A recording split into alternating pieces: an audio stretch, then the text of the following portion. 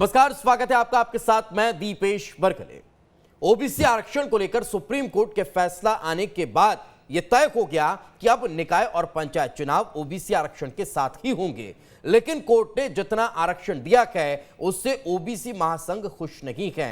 यही वजह है कि महासंघ ने मध्य प्रदेश बंद का आह्वान किया, जिसे कांग्रेस का पूरा समर्थन मिला। ऐसे में कई सवाल खड़े होते हैं कि क्या अब भी ओबीसी के आरक्षण को लेकर सियासत मध्य प्रदेश में थमती नजर नहीं आने वाली है। इसी मसले पर चर्चा करेंगे। पहली रिपोर्ट देखिए।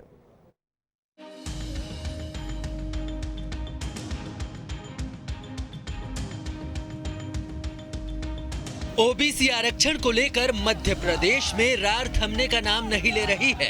सुप्रीम फैसले के बाद सूबे में आरक्षण के साथ निकाय और पंचायत चुनाव होने का रास्ता भले ही साफ हो गया हो, लेकिन ओबीसी महासभा कोर्ट के फैसले से नाखुश है। और यही वजह है कि ओबीसी महासभा ने शनिवार को बंद का ऐलान किया और इस बंद को कांग्रेस का पूरा समर्थन मिला। पूर्व सीएम कमलनाथ का कहना है कि ओबीसी वर्ग के साथ अन्याय हुआ है। हम पूरा समर्थन कर रहे हैं। वो हमारे पिछड़े वर्ग के साथ और अन्याय हुआ है। अगर 50% से ज़्यादा पिछड़ा वर्ग अपने प्रदेश में है तो उसके मुताबिक हमने तो कहा था 27%। हमने कानून बनाया था, पर इन्होंने सही तरीके से सुप्रीम कोर्ट में पेश नहीं किया। तो वहीं दूसरी तरफ ओबीसी आरक्षण के मुद्दे पर कोर्ट से फैसला आने के बाद बीजेपी ओबीसी मोर्चा शिवराज सरकार का सम्मान कर रहा है। सीएम शिवराज ने भी कांग्रेस पर निशाना साधते हुए कहा है कि कांग्रेस ने ही ये फैसला करवाया था कि निकाय और पंचायत चुनाव बिना ओबीसी आरक्षण के हो। और अंततः इधर उधर की बात करके महाराष्ट्र का गवली प्रकरण का उदाहरण देके तुमने ये फैसला करवाया था कि ओबीसी के आरक्षण के बिना चुनाव होंगे। ये फैसला हो गया था कि जितने आरक्षित पद है ओबीसी के सबको अनारक्षित कर दो और बिना ओबीसी के चुनाव करवाओ। ये पाप, ऐतिहासिक पाप अगर किसी ने किया था तो कमलनाथ, आपने और कांग्रेस पार्टी ने किया था। गृह मंत्री नरोत्तम मिश्रा ने भी ओबीसी आरक्षण को लेकर कांग्रेस पर निशाना साधा है। नरोत्तम मिश्रा का कहना है बीजेपी हमेशा ही ओबीसी हितों की रक्षा करती रही है और कांग्रेस ने अड़ंगा लगाने का काम किया है। स्टे लेके आए ये कांग्रेस के लोगों ने जीरो कराया। उसके बाद जीरो होने के बाद कांग्रेस अपील में नहीं गई, अपील में भाजपा गई, शिवराज जी की सरकार गई और वो जीरो हटा के आई। क्या पिछड़ा वर्ग के लोग ये सोचते नहीं है? और इसलिए हम मुख्यमंत्री जी का अभिनंदन कर रहे हैं। बहरहाल कोर्ट के फैसले से नाखुश ओबीसी महासभा के बंद को कांग्रेस से मिल रहे समर्थन के अलग अलग मायने निकाले जा रहे हैं। सियासी पंडितों का तो यही कहना है कि कांग्रेस इस बंद के जरिए खुद को ओबीसी की हितैषी पार्टी बताकर 2023 के लिए अपनी जमीन तैयार कर रही है। लेकिन ये तो आने वाला वक्त ही बताएगा कि विधानसभा चुनावों में कांग्रेस को इसका क्या लाभ मिलता है। Team news state. तो कोर्ट के फैसले के बाद भी आखिर अगर सड़क पर संग्राम हो रहा है तो इसके पीछे की वजह क्या है? क्या इसे चुनावी लिहाज से जोड़कर देखा जाए? क्या इसे 2023 के लिहाज से ओबीसी वर्ग का बड़ा हितैषी मानने की होड़ के लिहाज से जोड़कर देखा जाए? ऐसे कई सवाल हैं जिनके जवाब तलाशने की कोशिश करेंगे। डॉक्टर सत्यप्रकाश शर्मा जी हमारे साथ जुड़ चुके हैं, वरिष्ठ पत्रकार हैं। सर, बहुत बहुत स्वागत है आपका। आदर्श सचान जी हमारे साथ जुड़ चुके हैं, प्रदेश सचिव हैं ओबीसी महासभा के। आदर्श जी आपका बहुत बहुत स्वागत है। दुर्गेश केशवानी जी हमारे साथ हैं, बीजेपी के प्रवक्ता हैं। दुर्गेश जी आपका बहुत बहुत स्वागत है। और मृणाल पंत जी हमारे साथ हैं, कांग्रेस का पक्ष रखेंगे। मृणाल जी आपका भी बहुत बहुत स्वागत है। आदर्श जी, शुरुआत आपसे। आज ये जो सड़कों पर प्रदर्शन किया गया, इसकी खास वजह सिर्फ यही कि 27% आरक्षण चाहिए, या इसके पीछे कोई और भी कारण था? कोई राजनीतिक का समर्थन का जिक्र था जो ये प्रदर्शन पर ओबीसी महासभा को जुटना पड़ा?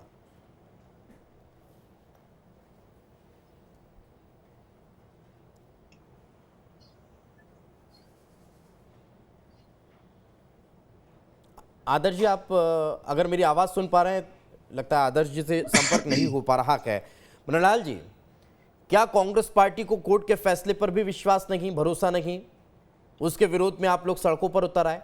आज इस बंद का भी आप लोगों ने खुलकर समर्थन किया।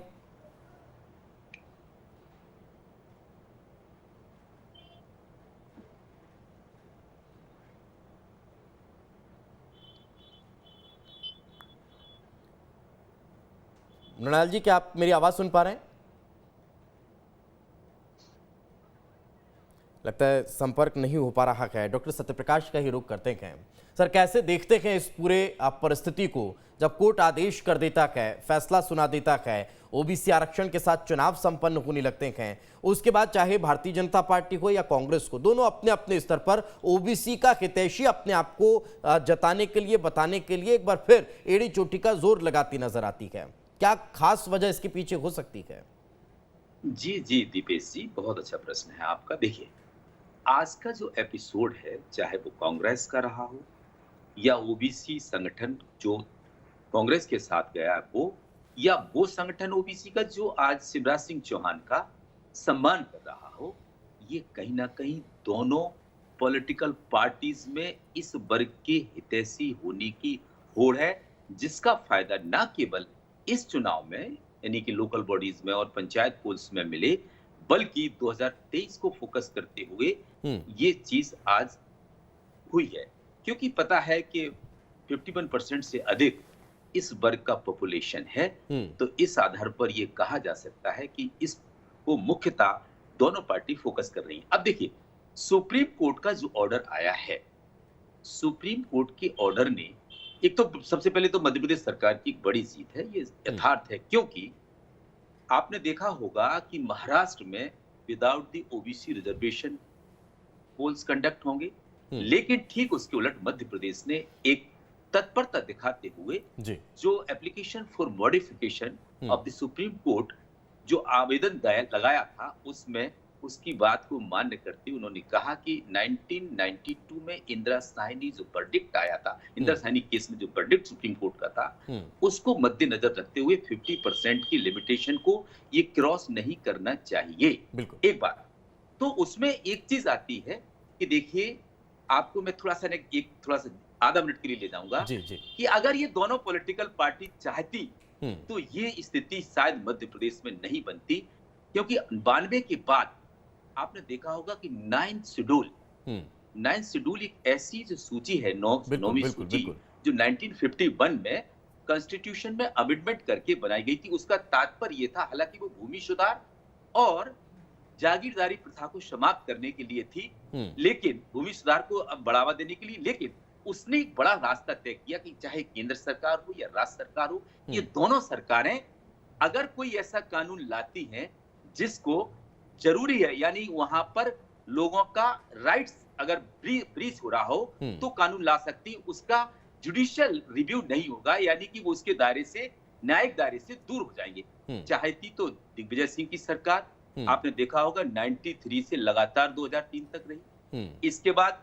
उमा भारती की रही, बाबूलाल गौर की रही, शिवराज सिंह चौहान की रही, क्या ये 2007 तक, जब सुप्रीम कोर्ट ने स्ट्रिक्टली उसको मना कर दिया कि केवल और केवल अधिकार के बाद अगर कोई मामला होगा तो वो नहीं लाया जाएगा, तो आप देखिए कि वहां इन लोगों ने ये चीज पर ध्यान नहीं दिया। ये ऑर्डर साफ कहता है कि 50% से ऊपर नहीं होना चाहिए, तो इसका तात्पर्य ये कह रहे 35% तक रिजर्वेशन दिया जाएगा। यही फिर बड़ा सवाल खड़ा होता है ना, यही बड़ा सवाल खड़ा होता है शर्मा जी। एक आधा मिनट लूंगा मैं आपसे कि जो 35% तक जिस बॉडी में, यानी कि जिस यूनिट में, चाहे वो पंचायत की हो या लोकल बॉडी की हो, अगर 35% को आरक्षण चला जाएगा तो रिमेनिंग जो रिजर्वेशन होगा वो कहीं ना कहीं एग्जिस्टिंग रिजर्वेशन SC ST को मिलता है, उससे क्या कम होगा या ज्यादा होगा। सरकार के नुमाइंदे यहाँ पर, भले ही वो सरकार में नहीं है लेकिन रूलिंग पार्टी के प्रवक्ता है, मैं उनसे इस चीज को जानना चाहूंगा कि आपकी सरकार ने इसके लिए क्या प्रावधान किया है। अगर वो एजिटेड रहेगा,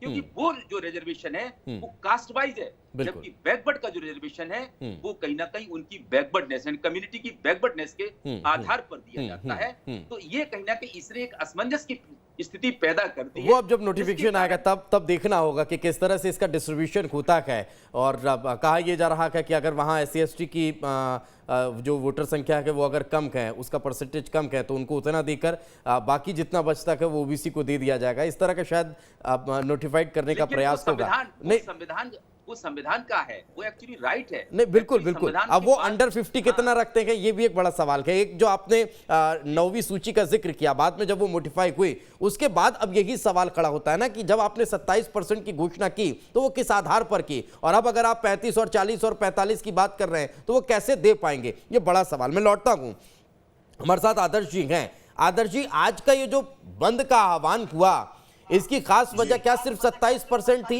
उसके अलावा भी क्या कोई और खास वजह थी? कहीं ऐसा तो नहीं कि पॉलिटिकल एजेंडे के तहत ये प्रदर्शन आज हुआ हो बंद का? आप लगातार देखेंगे कि मध्य प्रदेश में लगातार ओबीसी महासभा पिछले लगभग 3 सालों से ओबीसी आरक्षण के लिए काम कर रहा है। आप अगर इसको देखते हैं कि चाहे शिक्षा में आप बात करें, चाहे सरकारी नौकरी में बात करें, ओबीसी वर्ग का जो आरक्षण है आजादी के बाद से आज तक मिला ही नहीं है। आप ना जो सरकारी नियुक्तियां जो आप देखेंगे वहां पर जो विज्ञापन आते हैं उसमें भी जब भी मध्य प्रदेश में 14% का आरक्षण था, तब से लेकर जब उसको 27% किया गया, तब तक कभी भी पूरा आरक्षण नहीं दिया जाता। अब हम बात करते हैं राजनीतिक आरक्षण की। अब ये राजनीतिक आरक्षण क्या था कि ओबीसी वर्ग की, जो कि मध्य प्रदेश में लगभग 52% के आसपास आबादी है, सरकार खुद अपने ट्रिपल टेस्ट में कह रही है कि 48% की आबादी है। अब ये क्या है, भाजपा और कांग्रेस की नूरा कुश्ती में हमारे जो संवैधानिक हक और अधिकार हैं वो दांव पर लग गए हैं। अगर ये दोनों ही पार्टियां अगर ओबीसी वर्ग को आरक्षण देना चाहती तो ये एक संयुक्त सत्र बुलाकर वहां पर एक प्रस्ताव पारित करके उसको नवी अनुसूची में डाल के उसका प्रस्ताव बना के केंद्र को भेज देती, आराम से है ना आरक्षण मिल जाता। 27% चाहते तो 27 मिल जाता तो और 35% चाहते तो 35 मिल आदर्श जाता। जी, अब तो 9वीं अनुसूची में डालने के बाद भी उस पर चुनौती हो सकती है, उस पर याचिका जा सकती है, मसला तो फिर भी कोर्ट में अटक सकता है, फिर कैसे संभव है? अच्छा, एक और चीज, आप लोग ओबीसी वर्ग के बारे में बात करते हैं, आपका महासभा जो है वो ओबीसी हितैषी के लिए काम करता है, लेकिन उसके बाद भी ओबीसी की 993 से ज्यादा ऐसी जातियां हैं जिनको तो आज तक ओबीसी की अब जो आरक्षण का लाभ है वो 1% भी नहीं मिला। जो क्रीमी लेयर है वो पूरा लाभ ले जाती है। इस पर भी तो कभी बात होनी चाहिए, इस पर भी तो विचार होना चाहिए। देखिए, मैं आपको एक चीज क्लियर करूं, ये एक बहुत भ्रम फैलाया गया है। क्रीमी लेयर को आरक्षण नहीं मिलता है। आपको शायद जानकारी हो, क्रीमी लेयर को ओबीसी का जो आरक्षण होता है वो नहीं मिलता है। कि ओबीसी के आरक्षण के नियम वही हैं जो लगभग ईडब्ल्यूएस के हैं। नहीं, क्रीमी लेयर मतलब मैं जिक्र ये कर रहा हूं कि उन जातियों का जो अभी भी क्रीमी लेयर में आ रही हैं, हम उन 900 से ज्यादा जातियों का जिक्र कर रहे हैं जिनको आज तक इतने लंबे वर्षों से ओबीसी के आरक्षण की बात हो रही है, लेकिन आज तक ओबीसी के आरक्षण का 1% का लाभ नहीं मिला। चाहे नौकरियों की जिक्र कर लीजिए, चाहे एडमिशन का जिक्र कर लीजिए, चाहे आप राजनीतिक आरक्षण का जिक्र कर लीजिए। आप रोहिणी आयोग को पढ़िएगा, उसकी जो रिपोर्ट्स का उसको अध्ययन करिएगा जो 2017 में बना, उसके आधार पर मैं ये बात कर रहा हूं। तो उस पर भी विचार होना चाहिए, उस पर भी राजनीतिक दलों पर दबाव होना चाहिए। सिर्फ 27% दे दीजिए, वो भी उन 993 जातियों को ना मिले तो फिर क्या फायदे का? नहीं, आपका कहना बिल्कुल सही है। मैं इस बात से सहमत हूं कि जो ओबीसी वर्ग की जो वंचित जातियां हैं उनके लिए भी सरकार को कुछ ना योजना या नीति बना के उनके विकास के लिए उनको आगे लाने का प्रयास करना चाहिए। देखिए क्या होता है कि हमारे अगर हम बात करें ओबीसी समाज की, तो कुछ ना ऐसे वर्ग हैं जैसे कुर्मी समाज है, यादव समाज है, गुर्जर समाज है, जाट समाज है। तो ये लोग स्वेच्छा से, इनके जो पारिवारिक माहौल कुछ ऐसा रहा कि यहाँ पर शिक्षा का अच्छा स्तर का विस्तार हुआ, जिसके कारण ये लोगों में ना एक जागृति आई शिक्षा को लेकर और सरकारी नौकरी को लेकर। लेकिन अब है ना, जैसे मान लीजिए अगर कुछ हमारे समाज में वर्ग में कुछ अगर ऐसी वंचित जातियां हैं तो उनके लिए सरकार नीतियां बनाए और उसके लिए काम करे। नहीं, बहुत अच्छी बात है सर। महासभा क्या कर रहा है ये भी तो एक बड़ा सवाल। मैं लौटता हूं आपके पास, कई और सवाल रहेंगे। मृणाल जी, आप मेरी आवाज अगर सुन पा रहे हैं तो एक बड़ा सवाल, क्या सुप्रीम कोर्ट के फैसले पर भी अब कांग्रेस को यकीन या विश्वास नहीं, या उसका समर्थन कांग्रेस नहीं कर रही है? यही वजह है कि इस बंद का समर्थन कांग्रेस करती नजर आई आज? सुप्रीम कोर्ट के फैसले से इस बंद के समर्थन का संबंध नहीं। तो ये बंद क्या, बंद किस बात को लेकर किया गया था सर? बंद तो इसी बात को लेकर किया गया था कि हमें 27% दो, 27 से 1% कम नहीं, और आप लोग अगर उसका समर्थन कर रहे हैं तो सुप्रीम कोर्ट ने जो फैसला सुनाया है उसी के बाद तो प्रदर्शन नहीं हुआ ना। मध्य प्रदेश की भारतीय जनता पार्टी की सरकार ने तत्कालीन कांग्रेस सरकार द्वारा दिए गए 27% आरक्षण को बढ़ा के 35% करने का वादा किया था। अब जब सुप्रीम कोर्ट का निर्णय आया तो ये निर्णय इसलिए आया कि मध्य प्रदेश की भाजपा सरकार ने जो ट्रिपल ट्रस्ट की रिपोर्ट प्रस्तुत की और उसके बाद रिव्यू में जो रिपोर्ट प्रस्तुत की उसके परिणाम में ये निर्णय आया है कि सुप्रीम कोर्ट ने अपने आधार पे कोई निर्णय दे दिया ऐसा तो था नहीं। रिव्यू में तो भारतीय जनता पार्टी की सरकार गई, तो रिव्यू में इस सरकार के जाने के बाद ऐसा हुआ कि ओबीसी को जनपद अध्यक्ष के जो 56 पद मिला करते थे वो 30 रह गए, जिला पंचायत सदस्यों के 168 पद मिला करते थे 102 रह गए, जनपद ये तो शून्य हो गए थे जब कांग्रेस जब चुनावी अधिसूचना जारी की गई, जब पहले चरण को लेकर नॉमिनेशन की प्रक्रिया शुरू हो गई, तब कांग्रेस पार्टी कोर्ट गई और उसके बाद मसला ये हुआ कि ये आरक्षण शून्य हो गया और बिना आरक्षण के कोर्ट ने चुनाव कराने के लिए ऐलान कर दिया कि आप जाइए और बिना आरक्षण के चुनाव करवा लीजिए। तब अगर ये परिस्थिति निर्मित हुई कि नहीं से तो कुछ अच्छा, तो वो कुछ अच्छा है ना सर? हमको इसकी पृष्ठभूमि को देखना पड़ेगा। एक तो कई साल के बाद कांग्रेस की सरकार ने रोटेशन किया था, भारतीय जनता पार्टी की सरकार ने उस रोटेशन को निरस्त कर दिया। रोटेशन का अर्थ ये होता है कि हर वर्ग के व्यक्ति को अलग अलग जगह रोटेशन की पद्धति में चुनाव लड़ने का अधिकार है। और उसके बाद जो अधिसूचना भारतीय जनता पार्टी की सरकार लाई थी, उसी सरकार ने उस अधिसूचना को वापस भी लिया। इससे साबित होता है कि कांग्रेस पार्टी की तत्कालीन समय में जो आपत्तियां थी वो बिल्कुल ठीक थी। तो कांग्रेस को ये पता था ना कि अगर हम रोटेशन के मसले को लेकर कोर्ट जाएंगे, और रोटेशन किस बात का, जातियों के आधार पर ही होगा ना, और अगर उसको लेकर हम जाएंगे तो ये तय था कि कोर्ट इस पूरे मसले को लेकर रोक लगा देगा, और वही हुआ। तो इसको भी तो स्वीकार करना चाहिए। नहीं, बिल्कुल नहीं, दोनों अलग पृथक पृथक मसले हैं। और इस निर्णय के बाद मध्य प्रदेश की विधानसभा में कांग्रेस द्वारा प्रस्तुत प्रस्ताव पे संकल्प भी पारित हुआ। ठीक है मृणाला जी, एक सवाल और लूंगा, उसके बाद दुर्गेश जी से कमेंट ले लेता हूं, क्योंकि समय बहुत कम है आज। जब सवाल ये है कि जब आप लोगों ने तय कर लिया कि आप लोग अपने कहे अनुसार 27% ओबीसी वर्ग के कैंडिडेट को टिकट देंगे, हालांकि सिंबल पर चुनाव होंगे नहीं, लेकिन फिर भी आप कांग्रेस समर्थित कार्यकर्ताओं को मौका देंगे, ये आप लोगों ने तय कर लिया। कोर्ट ने अपने स्तर पर तय कर दिया कि आप वार्डों के आधार पर जो आपने आकलन किया कि उसके आधार पर आप चुनाव करा लीजिए, बस कैप ये रहेगा कि 50% से ऊपर आरक्षण नहीं जाना चाहिए। फिर कांग्रेस पार्टी क्यों सड़कों पर उतरकर इस मसले को लेकर ओबीसी वर्ग के साथ खड़ी नजर आ रही है? आप तय कर चुके हैं ना 27% से ज्यादा ओबीसी वर्ग के कैंडिडेट को आप टिकट देंगे, भले ही सिंबल पर चुनाव नहीं होगा, फिर भी आप समर्थित कार्यकर्ता को टिकट देंगे।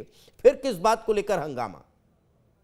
हमें विश्वास तो है कि हमारे द्वारा दिए गए टिकट पे सभी लोग जीतेंगे, लेकिन अगर नहीं जीते तो इससे ओबीसी वर्ग का प्रतिनिधित्व जो 27% तो जो भारतीय जनता पार्टी 30% दे रही है, उसने जिक्र किया ना कि हम 30% ओबीसी समर्थित कार्यकर्ता को टिकट देंगे, तो वो भी जीतेगा तो ओबीसी ना। पार्टी के दावों के होगा बीजेपी का ओबीसी या कांग्रेस का ओबीसी, हर व्यक्ति के प्रतिनिधित्व तो ओबीसी वर्ग का रहेगा ना। कैसे माने? जो झूठ शुरू से ही झूठ बोलते आए हैं उनके वादों पे विश्वास नहीं किया जा सकता।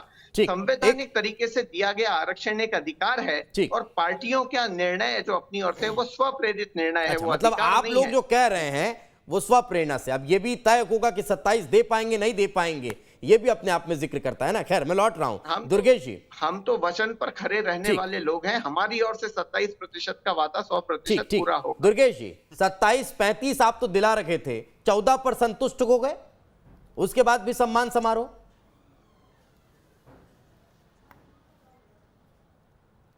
देखिए दीपेश जी, सबसे पहले तो जो आज बंद जो था कांग्रेस के द्वारा बुलाया गया वो विफल रहा। पूरे प्रदेश भर की तस्वीरें आपके चैनलों के माध्यम से, अन्य चैनलों के माध्यम से निश्चित रूप से देखी गई, और भोपाल के मार्केट में पहले से ज्यादा चहल पहल देखी गई। एक और समर्थन में तो आप ही थे, और ओबीसी आपने हमेशा कंधों का इस्तेमाल किया है किसी भी चीज के लिए। और रही बात, अभी हमारे मृणाल पंत जी बोल रहे थे कि हम लोग वचन पर खरे उतरते हैं।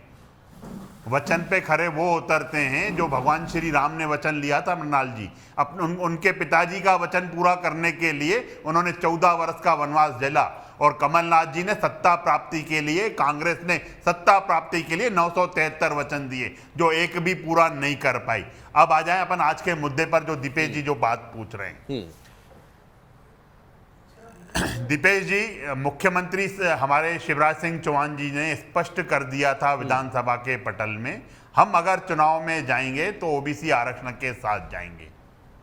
हम मॉडिफिकेशन एक्ट लेके हम अदालत के समक्ष सर्वोच्च न्यायालय में गए। क्यों नहीं? ये उस समय पे अगर इनको चिंता थी ओबीसी वर्ग की, ये भी एक अपनी अपील लगा सकते थे कि हम भी ये पक्ष रखना चाहते हैं। पर ये कांग्रेस सिर्फ और सिर्फ सत्ता लोलुपता के लिए एन के एन प्रकरण कैसे भी करके ये सब काम करती है कि सत्ता प्राप्ति आ जाए। अब अपन थोड़ा सा फ्लैशबैक में जाएंगे।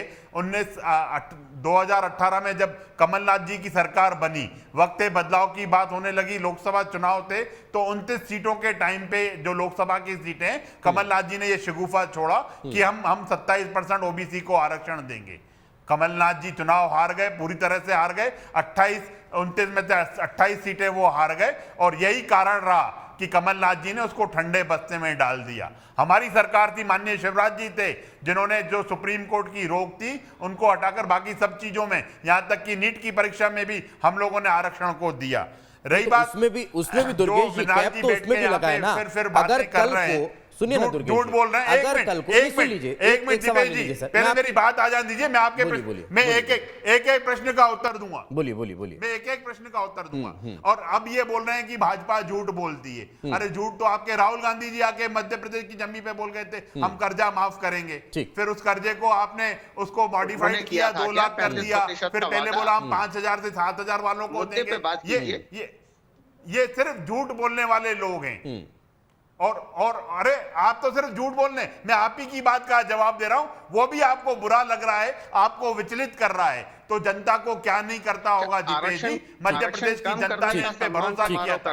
मध्य प्रदेश की जनता इन पे भरोसा करती थी, पर इन्होंने झूठ बोलने का काम किया। माननीय मुख्यमंत्री शिवराज सिंह चौहान जी ने अपनी विदेश यात्रा छोड़कर इस एक्ट को मॉडिफाइड करने के लिए अपनी दलील, यहां से अपनी विदेश यात्रा कैंसिल करके दिल्ली गए और दिल्ली जाके उन्होंने इस लड़ाई को, आंदोलन को लड़ाई नहीं, उसके लिए एक बड़ी जीत कहीं ना कहीं हुई है, वो हमने देखा भी। लेकिन दुर्गेश जी, आपने जिस बात का जिक्र किया, अगर ईडब्ल्यूएस के मसले पर भी अगर हम बात करें तो अभी मिला हुआ है। लेकिन कल को अगर कोर्ट ने फैसला सुना दिया तो तमाम नियुक्तियां भी रद्द हो जाएंगी ओबीसी वर्ग को लेकर। यह भी तो एक बड़ी चुनौती है ना।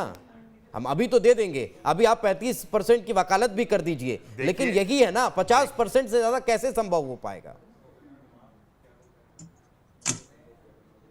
देखिए, 50% के अंदर कई हमने मॉडिफिकेशन की जो बात की है, जैसा माननीय गृह मंत्री डॉक्टर नरोत्तम मिश्रा जी ने उस दिन मीडिया के समक्ष भी कहा कि कई ऐसे वार्ड हैं जिनमें जैसे अनुसूचित जाति के लिए जो रिजर्व वार्ड है, पर वहां पे अनुसूचित जाति के लोग रहे बहुत कम संख्या में, नहीं के उसमें बराबर रह रहे, तो उनमें मॉडिफाइड करके उस चीज को रास्ता निकालने का प्रयास किया। मतलब जैसे हो सकता है दूध का दूध और पानी का पानी भी हो जाएगा। कोई अधिकार नहीं है। ठीक है, बिल्कुल 4% तक रह गया है कई जगह। बिल्कुल ठीक है। संभवतः यही कोशिश है कि जितना हो सकता है उतना ओबीसी वर्ग को फायदा पहुंचाया जाए, क्योंकि वक्त अब इससे ज्यादा इजाजत दे नहीं रहा है। मैं शर्मा सर से कमेंट लेना चाह रहा था। जो था वो थाली भी सामने से हटा ली गई है। ठीक है सर, लेकिन जितना मिला उतना ही सही ना सर। आप लोगों ने तो शून्य करवा दिया था, अगर उसमें से 14% भी मिल रहा है तो वही कम से कम बहुत है। खैर, वक्त अब इससे ज्यादा इजाजत दे नहीं रहा है। शर्मा सर, माफी के साथ बहुत बहुत शुक्रिया आप चारों मेहमानों का हमारे साथ चर्चा में जुड़ने के लिए। इसी के साथ हमारे इस खास पेशकश में आज फिलहाल इतना की दीजिए इजाजत। नमस्कार।